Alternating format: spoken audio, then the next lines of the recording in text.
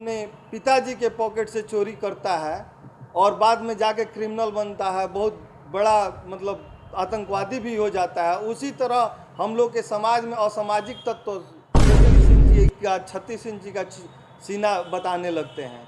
तो जो व्यक्ति अगर बुरा कर रहा है, उसका मार्ग बुरा है, तो उसको हम लोग बताने का कार्य करें कि ये कार्य करने से हम सबका, हमारे समाज का और हमारे राष्ट्र का ये नुकसान करने वाला। दीपावली और छठ पूजा की हार्दिक शुभकामनाएं देता हूँ।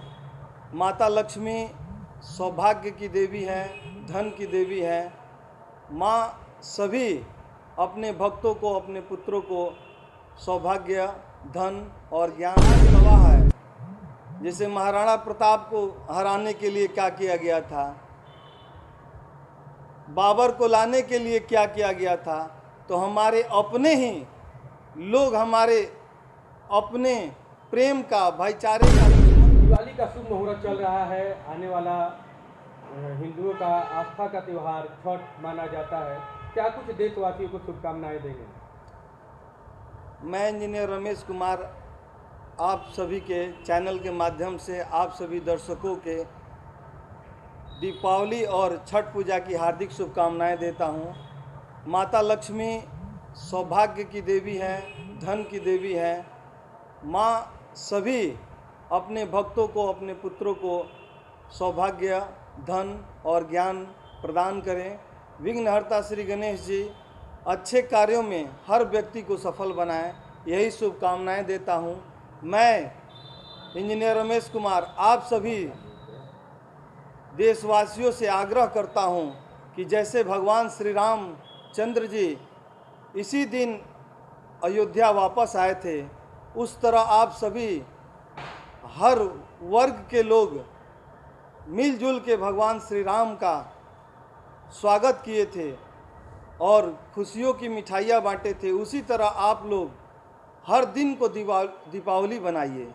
मैं चाहूँगा कि आप लोग मर्यादा पुरुषोत्तम श्री राम जी के चरणों को ध्यान में रखते हुए उनके पद चिन्हों पे चलें और आपसी में प्रेम भाईचारा बना के रखें। इस देश की थोड़ा सा दुर्दशा अभी चल रही है।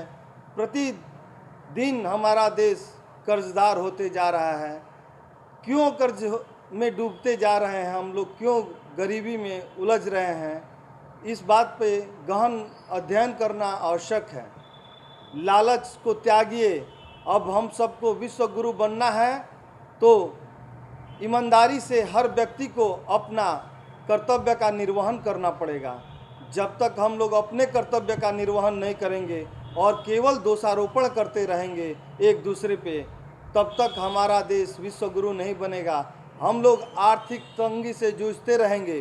तो ये आर्थिक तंगी को दूर करने के लिए हम सबको दृढ़ निश्चयी होकर कर्तव्य करना पड़ेगा।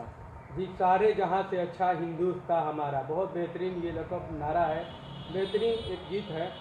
एक हम आपसे ये कहेंगे कि जो हिंदुस्तान है इसमें तमाम समुदाय के लोग रहते हैं और राम जी किसी एक के नहीं है, सभी के राम जी हैं, है ना। लेकिन वो कौन लोग हैं जो लोग इसमें बांटना चाहते हैं, कहते हैं कि ज़बरदस्ती की बातें कुछ करते हैं, आपसी मतभेद करते हैं, जिसके वजह से आपसी मतभेद की वजह से देश को आगे बढ़ने में बहुत कठिनाइयों का सामना करना पड़ता है। क्या कुछ संदेश देंगे? जैसे महाभारत में शकुनी थे, उसी तरह हमारा इतिहास गवाह है। जैसे महाराणा प्रताप को हराने के लिए क्या किया गया था, बाबर को लाने के लिए क्या किया गया था, तो हमारे अपने ही लोग, हमारे अपने प्रेम का, भाईचारे का दुश्मन बने हुए हैं।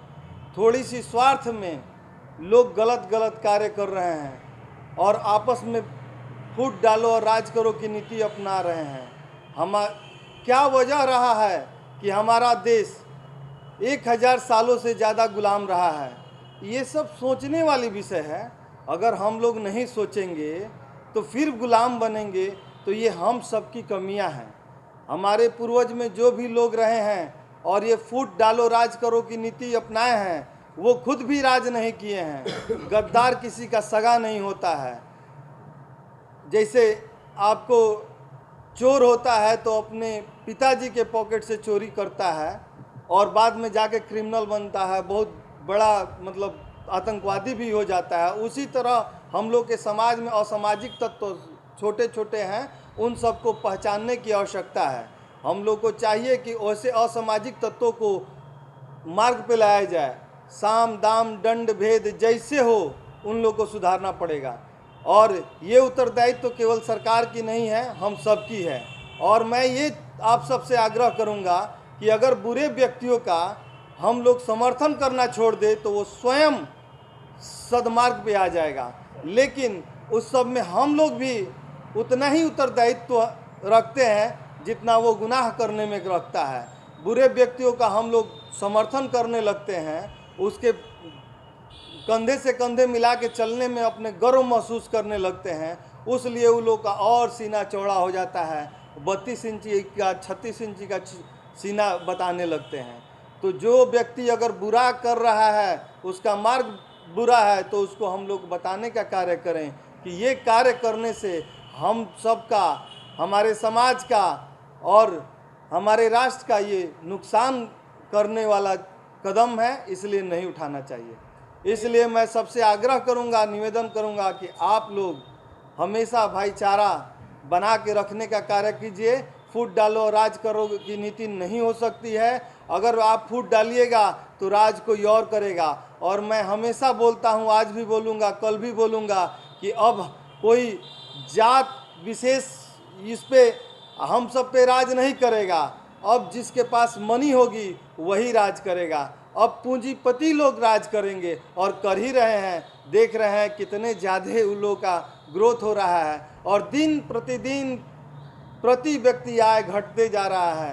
अपना देश मतलब विश्व के 5वीं सबसे बड़ी अर्थव्यवस्था हो गई है, लेकिन प्रति व्यक्ति आय में विश्व में 128वां पोजीशन है अपना देश का। मतलब कितने हम लोग पिछड़े हुए हैं। इस सब बातों पे ध्यान रखें और माता लक्ष्मी से मैं प्रार्थना करूंगा कि हे माँ लक्ष्मी, प्रति व्यक्ति आय में उन्नति करें कि सभी लोग खुशहाल हों।